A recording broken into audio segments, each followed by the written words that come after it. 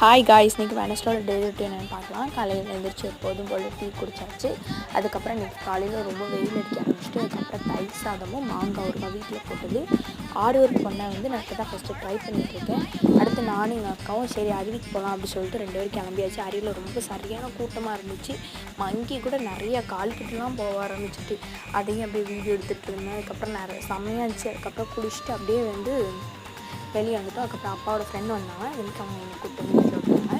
அதுக்கப்புறம் வீட்டில் செம்மையாக டீ போட்டு குடிச்சிட்டு மத்தியானம் சமையலுக்கு பண்ணி முடிச்சாச்சு. நாங்கள் பார்க்கலாம். ஃபஸ்ட்டு இப்போ ரைஸ் வச்சுக்கலாம்.